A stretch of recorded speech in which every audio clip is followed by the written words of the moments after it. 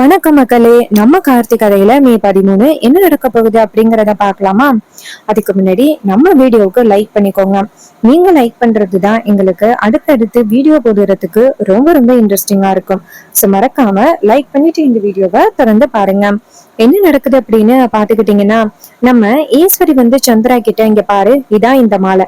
இந்த மாலைக்குள்ளதான் நம்ம தாலியை மறைச்சு வைக்க போறோம். வீட்டுல உள்ள யாருக்கும் இந்த செய்தி கண்டிப்பா தெரியக்கூடாது. அவங்களுக்கு தெரிஞ்சிச்சுன்னா கண்டிப்பா இந்த கல்யாணத்தை நிப்பாற்றத்துக்கு ட்ரை பண்ணுவாங்க. சோ இவங்க யாருக்கும் தெரியக்கூடாது அப்படின்னு சொல்ல, வில்லி சொல்றாங்க, ஆமாக்கா, நீ சொல்றது சரிதான். இவங்க எல்லாரும் சும்மா அந்த டிரைவர் பைய பின்னாடியே தெரிஞ்சுக்கிட்டு இருப்பாங்க. சோ அவங்க எல்லாரையும் ஏமாத்திதான் இந்த பரிகாரத்தை முடிக்கணும். மருது மட்டும் இந்த மாலைய ரேவதியோட கழுத்துல போட்டுட்டா, அதுக்கப்புறம் நம்மளே ரேவதிக்கு கல்யாணம் ஆகிருச்சு அப்படின்னு சொல்லி அவளை காம்ப்ரமைஸ் பண்ணிடலாம் அப்படின்னு சொல்றாங்க. அதுக்கு ஈஸ்வரி சொல்றாங்க, ஆமா சந்திரா, என் பொண்ணு கண்டிப்பா என் பேச்சுதான் கேட்பா. கல்யாணம் ஆகிட்டு அப்படின்னா கண்டிப்பா அவளால வேற எதுவுமே பண்ண முடியாது அப்படின்னு. அதுக்கு வில்லி சொல்றாங்க, ஆமாக்கா, சரி, இந்த தாலிய உள்ளார மறைச்சு வச்சுட்டு வீட்டுல உள்ள எல்லாரையும் கூப்பிடலாம் வா அப்படின்னு சொல்ல, ஈஸ்வரியும் சரிடி அப்படின்னு சொல்லிட்டு அந்த தாலிய மாலைக்குள்ள மறைச்சு வைக்கிறாங்க. மறைச்சிட்டு வில்லி கிட்ட கேக்குறாங்க, தெரியுதாடி வெளியில அப்படின்னு. அதுக்கு வில்லி சொல்றாங்க, இல்லக்கா, வெளியில தெரியல, யாராலுமே கண்டுபிடிக்க முடியாதுக்கா அப்படின்னு சொல்ல, ஈஸ்வரியும் சரிவா அப்படின்னு சொல்லிட்டு அந்த தாலியை எடுத்துக்கிட்டு நேரா வராங்க. தட்டுல வைக்கிறாங்க அந்த பழக்கூடையோட. அப்போ எல்லாரும் வராங்க. ராஜா கேக்குறாரு, ஈஸ்வரி, இந்த பரிகாரம் எல்லாம் இப்ப தேவையா? ஈஸ்வரி சொல்றாங்க, இங்க பாருங்க, என் பொண்ணுக்கு அடுத்தடுத்து ஏதாவது ஒரு பிரச்சனை வந்துகிட்டே இருக்கு அப்படின்னு உங்களுக்கு நல்லாவே தெரியும். சோ இதுக்கப்புறம் என் பொண்ணு கொஞ்சம் நிம்மதியாவும் அமைதியாவும் இருக்கணும். சோ அவளுக்காக தான் நான் இந்த பரிகார ஏற்பாடுகளை பண்றேன். சோ தயவு செஞ்சு நீங்க யாரும் இந்த விஷயத்துல தலையிடாதீங்க அப்படின்னு. இதை கேட்டதும் ராஜா சொல்றாரு, சரி ஈஸ்வரி, உன்னோட முடிவுல கண்டிப்பா நாங்க யாரும் தலையிட மாட்டோம் அப்படின்னு சொல்றாங்க.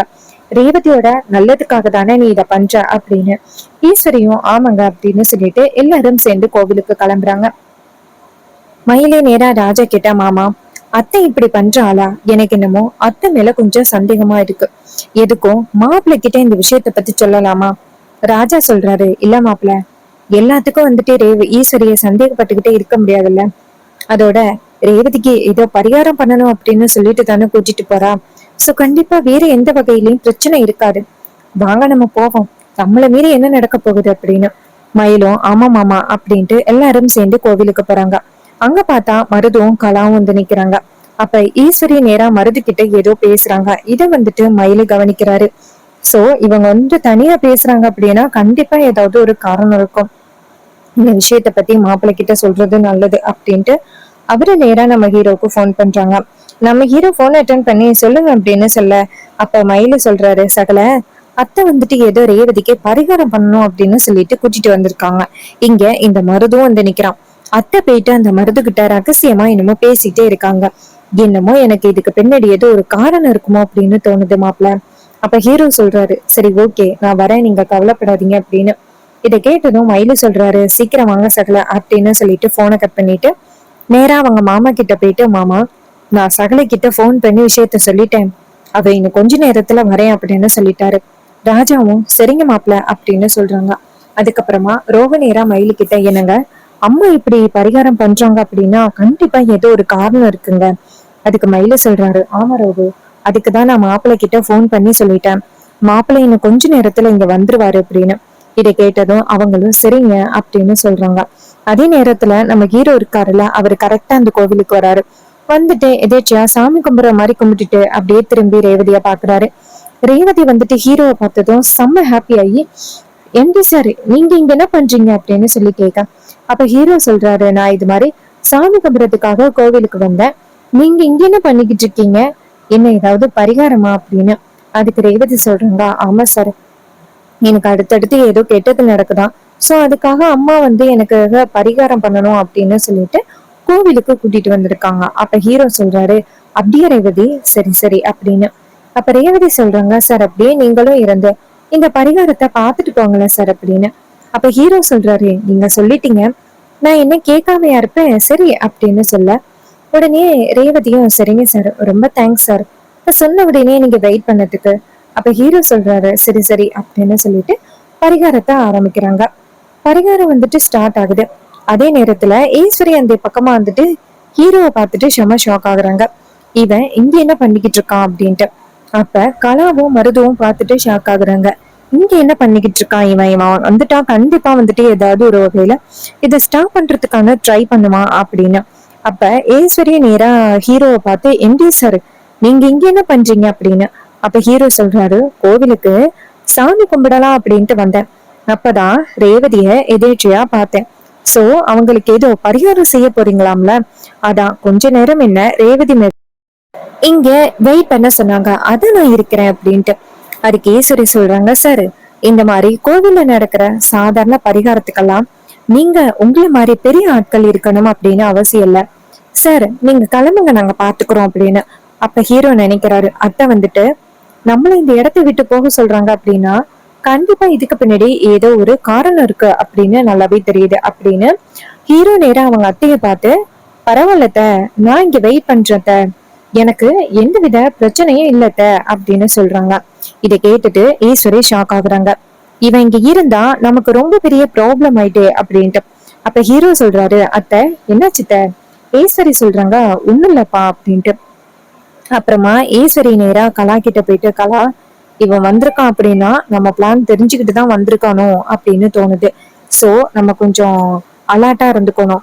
எப்படியும் இந்த மாலைய மருது ரேவதியோட கழுத்துல போட்டே ஆகணும். இந்த தாலி வெளியில தெரியல இல்ல. கலா சொல்றாங்க, அத்தை அதெல்லாம் தெரியல, நீங்க கவலைப்படாதீங்க. எப்படியும் இந்த மாலைய மருது என் அண்ணன் வந்துட்டு ரேவதியோட கழுத்துல போட்டுருவான், நீங்க கவலைப்படாதீங்க சார். ஈஸ்வரி சொல்றாங்க, இன்னைக்கு இது நடந்தே ஆகணும். ஒருவேளை மாற்றம் ஆகுனுச்சு அப்படின்னா அதுக்கப்புறம் அவங்கிட்ட நான் தோத்த மாதிரி ஆகிரும். அதுக்கு இவங்க சொல்றாங்க, அப்படியெல்லாம் நடக்கிறதுக்கு வாய்ப்பே இல்லட்ட, நீங்க கவலைப்படாதீங்க, அதான் நான் இருக்கேன்னு அப்படின்னு சொல்லிட்டு பேசுறாங்க.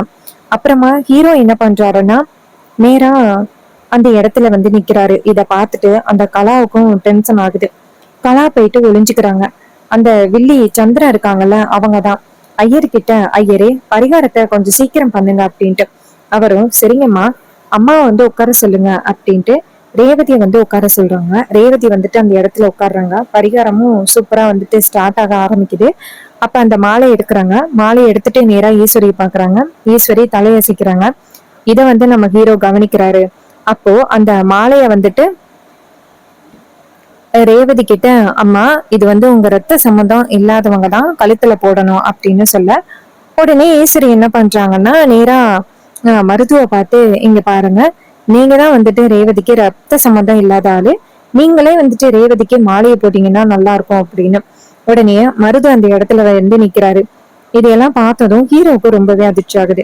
சோ கண்டிப்பா இதுக்கு பின்னாடி ஏதோ ஒரு காரணம் இருக்கு அப்படின்னு. அப்ப ரேவதி என்ன பண்றாங்கன்னா அந்த மாலையை பாக்குறாங்க. மாலைக்குள்ள ஏதோ ஆஹ் தெரியற மாதிரி இருக்கு ரேவதிக்கு. இருந்தாலும் அது என்னன்னு தெரியலையே அப்படின்னு அவங்களுக்கு குழப்பமா இருக்கு. மருது மாலையை போட வரும் பொழுது அந்த மாலை டக்குன்னு கை தவறி கீழே விழுந்துருது. கீழே விழுந்ததுல அந்த மாலையில இருக்கிற அந்த மாங்கல்யம் வெளியே தெரிய ஆரம்பிக்குது. அப்ப ரேவதி வந்துட்டு அதை வந்து கவனிச்சிடுறாங்க. மருது மறுபடியும் அந்த மாலையை எடுத்து ரேவதியோட கழுத்துல போட வராரு. ரேவதி டக்குன்னு தடுக்கிறாங்க, ஒரு நிமிஷம் இருங்க அப்படின்ட்டு. அப்ப மருது வந்துட்டு ஷாக் ஆகுறாரு. ஈஸ்வரியும் ஷாக் ஆகுறாங்க. ஈஸ்வரிய நேரா ரேவதியை பார்த்து, அம்மாடி ரேவதி என்னமாச்சு, மாலை போட வராங்க, நீ வந்து நிறுத்துற, அப்படியெல்லாம் நிறுத்த கூடாதுமா அப்படின்னு. ரேவதி சொல்றாங்க, அம்மா ஒரு நிமிஷம் இருக்க சொல்லுங்கம்மா அப்படின்ட்டு அந்த மாலைய கையில வாங்குறாங்க. வாங்கிட்டு உள்ளார இருக்கிற தாலியை வெளியில எடுக்கிறாங்க. தாலியை பார்த்ததும் ரேவதிக்கு செம்ம ஷாக்கிங்கா இருக்கு. நேரா அவங்க அம்மாவை பார்த்து, அம்மா என்னம்மா இது தாலி மாதிரி இருக்கு அப்படின்னு. அப்போ மருதுவை பார்த்து, என்னப்பா இது தாலி மாதிரி இருக்கு அப்படின்னு சொல்ல மருது ஷாக் ஆகி நிக்கிறாரு.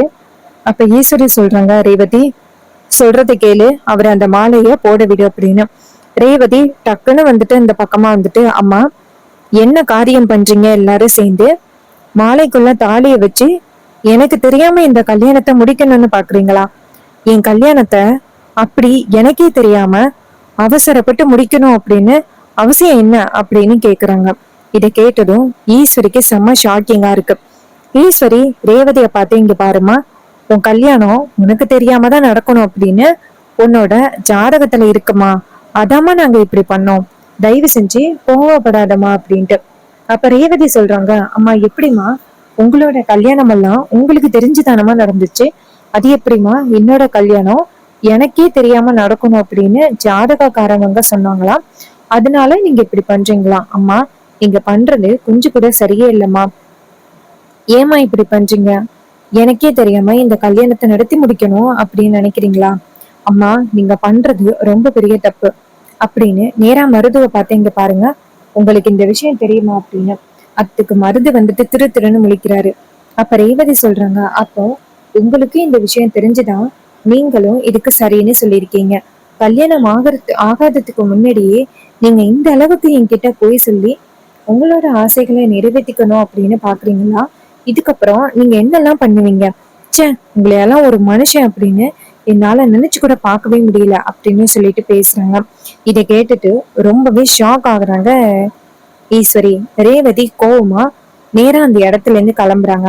ராஜா நேரா ஈஸ்வரிய பார்த்து, போதுமா, உன் பொண்ணை வந்துட்டு ஏமாத்தி அவளுக்கு இந்த மாதிரி மறைமுகமா கல்யாணம் பண்ணி வைக்கணும் அப்படின்னு நீ நினைச்சிருக்க. உன்னையெல்லாம் எந்த விதத்துல எடுத்துக்கிறது அப்படின்னு எனக்கு தெரியல ஈஸ்வரி. பெத்த பொண்ணுகிட்டயே நீ இவ்வளவு பெரிய பொய் சொல்ல நீ வந்துட்டு ஆயத்தமா இருக்க. அவளுக்கே தெரியாம கல்யாணத்தை முடிக்கிறதுக்கு நீ முயற்சி பண்ற. அப்படி ஏன் தான் உனக்கு இப்படி ஒரு ஈகோ அப்படின்னு. அப்ப ஈஸ்வரி சொல்றாங்க, இங்க பாருங்க, இந்த டிரைவர் பைய இக்காலம் முன்னிட்டும் என் வீட்டுக்கு மறுபடியும் மருமகனா வரவே கூடாது. அதுக்காக தான் நான் இப்படி பண்றேன். அதுக்கு அவங்க சொல்றாங்க, இங்க பாரு, நீ பண்றது ரொம்ப பெரிய தப்பு அப்படின்னு சொல்லிட்டு அந்த இடத்துல இருந்து கிளம்புறாங்க ராஜா. அப்போ கலாவும் மருதுவும் நிக்கிறாங்க. மருது சொல்றாரு, சாரி மேடம், இப்படி சொதப்பும் அப்படின்னு நான் நினைக்கவே இல்லை. அதுக்கு ஈஸ்வரி சொல்றாங்க, இங்க பாரு, ஏற்கனவே அந்த மோதிரம் போடுற விஷயத்துலயும் நீ ஏமாந்துட்ட. இந்த டிரைவர் பையன் சாதாரண ஆள் கிடையாது, சரியான எமகாதங்க. அவன் எந்த விஷயத்த முடிக்கணும் அப்படின்னு முயற்சி பண்றானோ சரியா அந்த விஷயத்த தரமா பினிஷ் பண்ணிடுவான். அதுக்காக தான் ஆரம்பத்துல இருந்தே அவன்கிட்ட நீ கொஞ்சம் உஷாரா இரு அப்படின்னு சொல்லிக்கிட்டே இருக்க. ஆனா நீ அதை பெரிய விஷயமா எடுத்துக்காம நீ பாட்டுக்கும் இப்படி இருக்கிற. நீ பண்றது ரொம்ப பெரிய தப்பு. இதனால உனக்கும் ரேவதிக்கும் நடக்க போற கல்யாணம் தடைப்படுறதுக்கும் நிறைய வாய்ப்பு இருக்கு. நீ இதுக்கப்புறமாவது நீ கொஞ்சம் உஷாரா இரு. உனக்கும் ரேவதிக்கும் கல்யாணம் நடந்தே ஆகணும் அப்படிங்கிற ஒரு நோக்கத்துல நான் இருக்கிறேன். நீ பண்ற இந்த முட்டாள்தனத்தினால 2 பேரும் பிரியறதுக்கு வாய்ப்பு இருக்கு அப்படின்னு. இதை கேட்டதும் ரொம்பவே ஷாக் ஆகுறாங்க. அப்ப ஹீரோ என்ன பண்றாருன்னா, நேரா அந்த இடத்துக்கு வந்துட்டு, ஹலோ அத்தை அப்படின்னு சொல்ல சரி திரும்பி பார்த்து ஹீரோவை பார்த்து முறைக்கிறாங்க. அப்ப ஹீரோ சொல்றாரு, அத்தை, நீங்க பண்ணது தப்பு அப்படின்னு இப்பயாவது உங்களுக்கு புரியுதா இல்லையா? ரேவதிக்கே தெரியாம இப்படி திருட்டுத்தனமா கல்யாணம் பண்ணணும் அப்படின்னு நீங்க நினைச்சிருக்கீங்க. ஒருவேளை ரேவதிக்கு நேர்மையா கல்யாணம் பண்ணி வைக்கணும் அப்படின்னு நினைச்சீங்கன்னா நீங்க இப்படி பண்ற ஆளே கிடையாது. நீங்க பண்றது ரொம்ப பெரிய தப்பு அப்படின்னு ஈஸ்வரி முறைக்கிறாங்க. அப்ப ஹீரோ சொல்றாரு, அத்தை, ரேவதி ரொம்ப நல்ல பொண்ணு. அவளுக்கு இப்போதைக்கு பழைய ஞாபகங்கள் இல்ல. அவளுடைய பழைய ஞாபகங்கள் இல்லாத நேரத்துல அவளுக்கு பக்கபலமா இருந்து அவளுக்கு துணையா இருந்து அவளுக்கு ஞாபகங்களை வர வச்சு என் கூட சேர்த்து வைக்கிறது தான் உங்களோட கடமை. அதை விட்டுட்டு நீங்க ரொம்ப தப்பான முடிவுகள் எல்லாத்தையும் எடுத்துக்கிட்டு இருக்கீங்க. இந்த தப்பான முடிவுகள் எடுக்கிறது உங்களுக்கு தான் எதிர்காலத்துல ரொம்ப கெட்டது. அத முதல்ல ஞாபகம் வச்சுக்கோங்க. ரேவதிக்கு ஞாபகம் வந்துச்சு அப்படின்னா கண்டிப்பா நீங்க பண்ண துரோகம் எதையுமே மன்னிக்கவே மாட்டா. உங்க கூட கடைசி வரைக்கும் பேசாம போறதுக்கு கூட நிறைய வாய்ப்புகள் இருக்கு. தயவு செஞ்சு இந்த மாதிரி தப்பான முடிவுகளை எடுக்காதீங்க அப்படின்னு சொல்லிட்டு ஹீரோ அந்த இடத்துல இருந்து போறாரு. சரி இதை கேட்டுட்டு செம்ம டென்ஷன் ஆகுறாங்க. சோ இந்த கதை உங்களுக்கு பிடிச்சிருக்கா? இந்த கதை பிடிச்சிருந்துச்சுன்னா இந்த வீடியோவுக்கு மறக்காம லைக் பண்ணிக்கோங்க. நீங்க லைக் பண்றதுதான் எங்களுக்கு அடுத்தடுத்து வீடியோ போடுறதுக்கு ரொம்ப ரொம்ப இன்ட்ரெஸ்டிங்கா இருக்கும். சோ மறக்காம லைக் பண்ணிட்டு இந்த வீடியோவை தொடர்ந்து பாருங்க. அது மட்டும் இல்லாம நம்ம கிட்ட ஹேர் கிளிப்ஸ் அண்ட் ஆக்சசரிஸ் வந்துட்டு அவைலபிளா இருக்கு. இந்த ஹேர் கிளிப்ஸ் ஆக்சசரிஸ் எல்லாமே 5 rupeesல இருந்து 10 rupees வரைக்கும் நம்ம கிட்ட அவைலபிளா இருக்கு. இந்த 5 rupees 10 rupees ஆஃபர்ஸ் வந்து கொஞ்ச காலம் மட்டும்தான். ஸோ சீக்கிரம் ஆர்டர் பிளேஸ் பண்ணுங்க. ஆர்டர் எப்படி பிளேஸ் பண்றது அப்படின்னா, கமெண்ட்ல ஹாய் அப்படின்னு மெசேஜ் பண்ணீங்கன்னா இந்த ஆர்டரை எப்படி பண்றது அப்படிங்கறத பத்தி உங்ககிட்ட சொல்லுவேன். தேங்க்யூ ஃபார் வாட்சிங். See you on next video.